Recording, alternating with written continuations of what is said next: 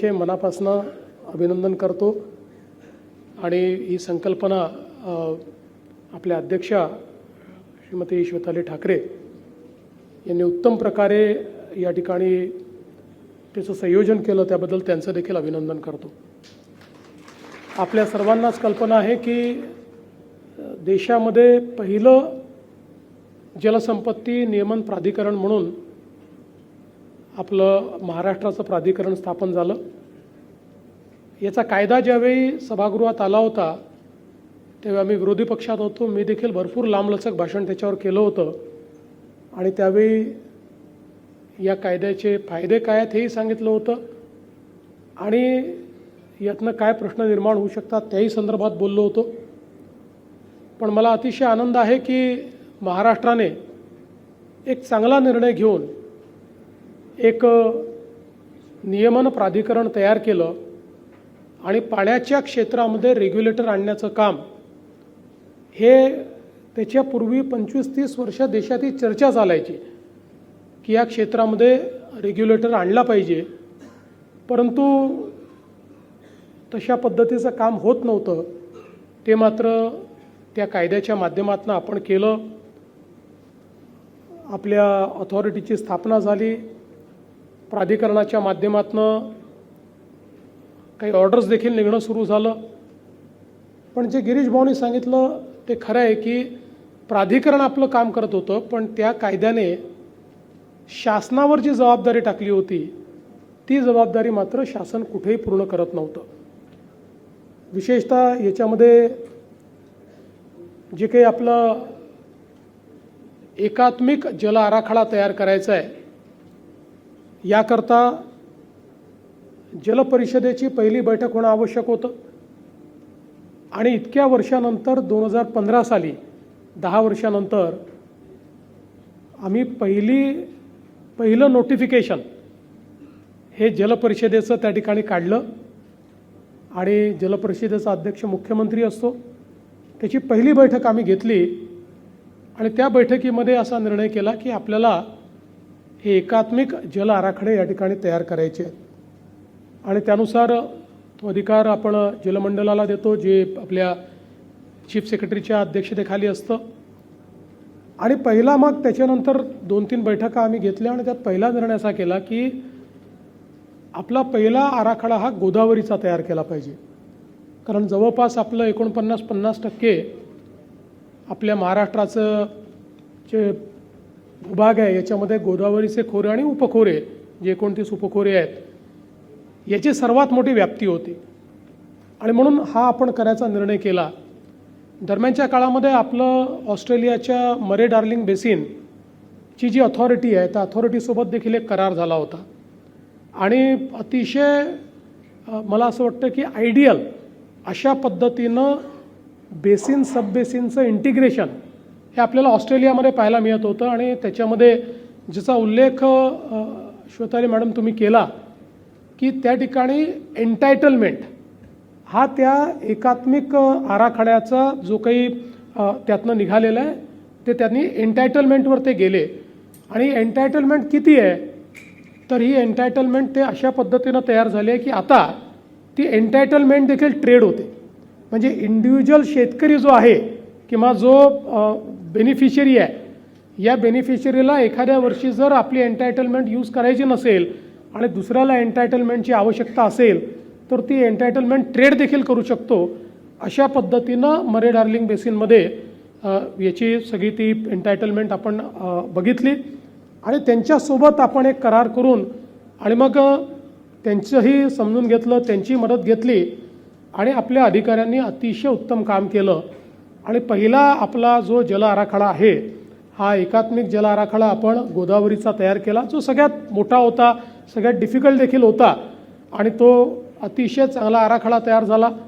त्यानंतर आपण कृष्णा खोऱ्याचा असेल, मग तापीचा असेल, नर्मदाचा असेल आणि मग पश्चिमी आपल्या ज्या वाहिन्या आहेत, पश्चिमी कडे वाहणाऱ्या ज्या आपल्या कोकणातल्या नद्या आहेत त्याचा आराखडा आणि अगदी आपलं छोटंसं जे महानदीचं क्षेत्र आहे त्याचा आराखडा, असे 6 आराखडे एकात्मिक आराखडे आपण त्या ठिकाणी तयार केले आणि मग या 6 एकात्मिक आराखड्यांना एकत्रित करून महाराष्ट्राचा जो आपला एकात्मिक आराखडा आहे हा आपण ऑक्टोबर 2018मध्ये त्या ठिकाणी तयार केला.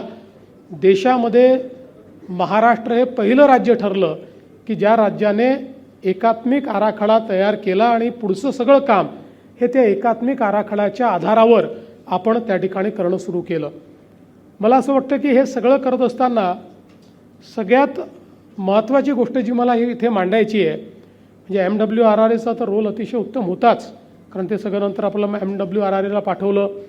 पण विशेषतः हे सगळं करत असताना महाराष्ट्रातले जे आपले जलसंपदा विभागाचे अधिकारी आहेत, या अधिकाऱ्यांनी केलेलं काम अतिशय उत्तम होतं, अतिशय थॉटफुल होतं. आणि आमचं मेजर काम काय होतं तर त्यावेळी हे सगळं होत असताना एकात्मिक आराखडा तयार करायचा. याचा अर्थ काय आहे तर वेगवेगळे जे आपले विदर्भ सिंचन आहे, गोदावरी खोरं आहे, या सगळ्यांनी केलेला आराखडा आणि याचं एकात्मिक करताना त्या विभागाचे जे अधिकारी होते त्या प्रत्येकाला आपल्या विभागाचं एन्टायटलमेंट पाहिजे होतं. त्याच्यामुळे प्रत्येक अधिकारी आपापल्या विभागाचा इंटरेस्ट कसा प्रोटेक्ट होईल आणि ते चांगलंच होतं, म्हणजे त्यात वाईट काही नव्हतं. अशा पद्धतीनं ते आराखडे फायनल करत होते. त्यावेळेस त्याचा एकात्मिक आराखडा तयार करताना कोणावरही अन्याय न होता आपल्याला तो आराखडा कसा तयार करता येईल, ज्याचं त्याचं एन्टायटलमेंट त्याला मिळेल, पण आपल्याला एकूणच आपली दुष्काळी परिस्थिती, आपल्या तुटीच्या खोऱ्यांमध्ये पाणी कसं आणता येईल याचा विचार, जिथे तुटीची खोरी आहे तिथे पाण्याचा महत्तम वापर कसा करता येईल याचा विचार, या सगळ्या गोष्टींचा खूप सखोल त्या ठिकाणी विचार झाला. आणि मग त्याच्यानंतर मला आठवतं की गिरीश भाऊ होते, आपण 7-8-10 बैठका केल्या आणि त्याच्यानंतर त्या एकात्मिक आराखड्याला मान्यता दिल्यानंतर आज मला अतिशय आनंद आहे की एक अतिशय चांगला आराखडा आपण तयार केला. 2024ला पुन्हा त्या ठिकाणी मी ज्यावेळेस जलसंपदा मंत्री होतो त्यावेळी आपण त्या आराखड्यामध्ये काही चेंजेस केले आणि विशेषतः हे जे काही चेंजेस आपण त्यावेळी केले त्याचं प्रामुख्याने कारण होतं की आपले नदीजोड प्रकल्प आपण ज्यावेळेस 18ला आपला आराखडा मंजूर केला होता त्यावेळी नदीजोड प्रकल्पांच्या संदर्भात पहिल्यांदा आपण ते आराखड्यात टाकल्यानंतर त्याच्यावर काही ऑब्जेक्शन्स आले आणि मग ते ऑब्जेक्शन्स आल्यानंतर ते आपण हिअरिंगला दिल्यामुळे आणि आराखडा पूर्ण करायचा असल्यामुळे आपण ते जे काही नदीजोड प्रकल्प होते ते प्रकल्प आपण थोडे बाजूला ठेवले आणि आपण हा निर्णय केला की एकात्मिक आराखडा पूर्ण करूया. त्यानंतर त्याचा पूर्ण स्टडी झाला होता आणि त्यानुसार 2024मध्ये आपण आपल्या या एकात्मिक आराखड्याला देखील अमेंडमेंट्स केल्या आणि आता आपले नदीजोड प्रकल्प देखील त्याचा भाग केले. आणि मला अतिशय आनंद आहे की त्यातला आपला वैनगंगा नळगंगा हा जो एक अतिशय महत्त्वाकांक्षी अशा प्रकारचा नदीजोड प्रकल्प आहे की ज्याच्यामुळे विदर्भाचा दुष्काळ आपण कायम त्या ठिकाणी संपवू शकणार आहोत. खूप मेहनत करून हा आपण तयार केला आणि मी जलसंपत्ती नियामक प्राधिकरणाचे मनापासून आभार मानेन की त्यांनी देखील त्याला भरपूर त्याच्यावर इटरेशन्स झाले. काही माहिती ते मागवत होते, काही माहिती आम्ही पाठवत होतो, चर्चा होत होत्या, खूप त्याच्यावर वेगवेगळ्या प्रकारे मला असं वाटतं की बैठका झाल्या. पण अंतिमतः अतिशय चांगल्या पद्धतीनं जलसंपत्ती प्राधिकरणाने त्याला मान्यता दिली आणि आता पुढच्या काळामध्ये CWCची मान्यता झाल्यानंतर आपला प्रयत्न आहे की यावर्षी किंवा पुढच्या वर्षीच्या सुरुवातीला आपल्याला याचं काम सुरू करायचं आहे. आणि एक प्रकारे एकात्मिक जल आराखडा तयार केल्यानंतर महाराष्ट्रासारखं जे राज्य, खरं म्हणजे आपण नेहमी असं म्हणतो की जवळपास 50-52% अवर्षण प्रवण अशा प्रकारचा भूभाग असलेला महाराष्ट्र आणि या महाराष्ट्राला आपण वर्षानुवर्ष ऐकतो आहोत की दुष्काळ आमच्या 5वीला पुजलेला आहे आणि हा दुष्काळ कधीच जाणार नाही. पण आज आपल्याला तो मार्ग दिसतो आहे की ज्या माध्यमातनं आपण सगळ्या तुटीच्या खोऱ्यांमध्ये सगळ्या विशेषतः जे काही आपले अधिक्याचे खोरे आहेत, मग इकडे तर आपल्याला माहिती आहे की जवळपास या गोसीखुर्दच्या खालून जे पाणी वाहून जातं आणि मला तर अतिशय आनंद आहे की आता त्याचं रिवर्किंग आमचे डवले साहेब आल्यानंतर आपल्याला असं वाटत होतं की 60-62 TMC पाणी आपल्याला मिळेल, पण जवळपास 90 TMC पर्यंत पाणी त्या ठिकाणी मिळू शकतं. त्यामुळे जवळपास विदर्भातला पूर्ण हा दुष्काळ आपण त्या ठिकाणी दूर करतो. त्याचसोबत उल्हास खोऱ्यातलं जे पाणी आहे ते देखील इतक्या मोठ्या प्रमाणात ह्या सगळ्या पश्चिमी वाहिन्या नद्यांमुळे ते पाणी सगळं जे समुद्रात चाललं होतं, आपण ते एक महत्त्वाकांक्षी विचार केला की हे पाणी जर आपण त्या ठिकाणी वेगवेगळ्या प्रकल्पांच्या माध्यमातून जर गोदावरीच्या खोऱ्यामध्ये आणू शकलो तर या तुटीच्या खोऱ्याला आपण बॅलन्स करू शकू आणि मग जो काही जवळपास उत्तर महाराष्ट्र आणि मराठवाडा याचा जो सगळा दुष्काळी भाग आहे, या भागाला पूर्णपणे आपण त्या ठिकाणी दुष्काळमुक्त करू शकू. आणि आज तेही स्वप्न आपलं हळूहळू पूर्णत्वाकडे चाललं आहे. त्याच्याही काही मान्यता झाल्या आहेत. आता DPR स्टेजवर आहोत, काही मान्यता आपण घेतो आहोत. छोट्या ज्या लिंक्स आहेत त्या लिंक्सला आपल्याला MWRRने मान्यता दिलेल्या आहेत. त्यातल्या काही लिंक्सचं काम तर आपण गोदावरी एकदरीचे लिंक असेल किंवा त्या ठिकाणी दमणगंगाची लिंक असेल, या छोट्या ज्या लिंक्स आहेत या लिंक्स आपण आता मला असं वाटतं की या वर्षातच त्याचं काम देखील सुरू करण्याचा आपण प्रयत्न करू. आणि एकूणच ज्याला आपण एकात्मिक जल व्यवस्थापन म्हणतो, अशा प्रकारच्या एकात्मिक जल व्यवस्थापनाच्या माध्यमातून निश्चितपणे मला असं वाटतं की महाराष्ट्रातल्या सगळ्या भागांना दुष्काळमुक्त करणं, शेती, पिण्याचं पाणी आणि उद्योग याकरता मुबलक पाणी हे महाराष्ट्रामध्ये उपलब्ध करून देणं, हे कार्य आज महाराष्ट्रामध्ये अतिशय वेगानं चाललं आहे. आणि आमचे दोन्ही मंत्री विखे पाटील साहेब असतील आणि गिरीश भाऊ असतील, या दोघांनी अत्यंत वेगाने या कामालाही गती दिलेली आहे. आणि मी नेहमी असं म्हणतो, म्हणजे महाराष्ट्रात तर जलसंपदा विभागामध्ये हा माझा अनुभव आहे की या जलसंपदा विभागामधले आमचे जे अधिकारी आहेत, हे अधिकारीच इतके एक्सपर्ट्स आहेत, त्यांनाच इतकी सगळी माहिती आहे की त्यांनी जर योग्य लक्ष घातलं तर इतके सोल्युशन्स ते काढतात. म्हणजे मला तर असं वाटतं की या विभागाला कुठल्याही कन्सल्टंटची आवश्यकता नाही. कुठल्याही प्रायव्हेट कन्सल्टंटपेक्षा जास्त माहिती असलेले अधिकारी हे आमच्या जलसंपदा विभागात त्या ठिकाणी आम्हाला अनेक गोष्टींची जी सोल्युशन्स आमच्या विभागातल्या अधिकाऱ्यांनी काढलेली आहेत, ती मला असं वाटतं की अतिशय वेगळ्या पद्धतीची आउट ऑफ बॉक्स अशा प्रकारची सोल्युशन्स आपण काढलेली आहेत. आणि पुढच्याही काळामध्ये या सगळ्या गोष्टी करणं हे अत्यंत गरजेचं आहे.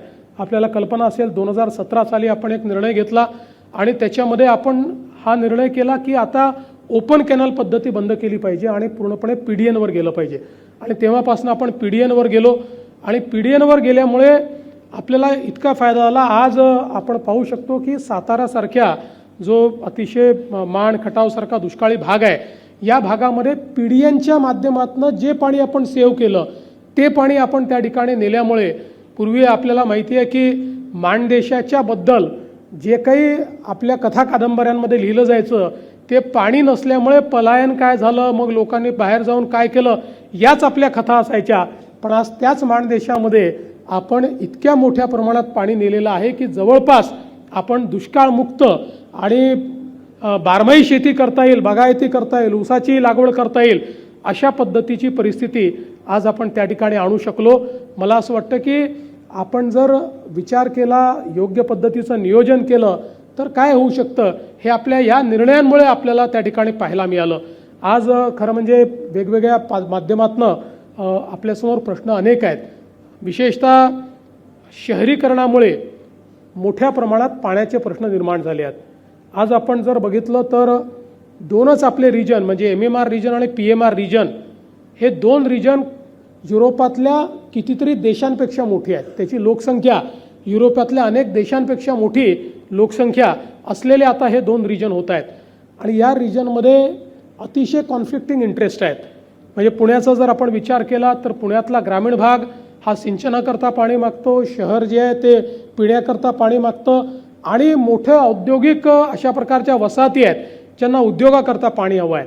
आणि म्हणून आता या पाण्याचं जे काही नियोजन आहे, हे नियोजन पुन्हा एकदा एन्टायटलमेंटच्या आधारावर आपल्याला करावं लागेल. पुढच्या काळामध्ये वॉटर रियूज हा सगळ्यात महत्त्वाचा विषय आपल्यासमोर असणार आहे. वॉटर रियूज करता मोठ्या प्रमाणात कॅपिटल लागतं. वॉटर रियूज करण्याकरता त्या ठिकाणी आज टेक्नॉलॉजी खूप मोठ्या प्रमाणात अवेलेबल आहे.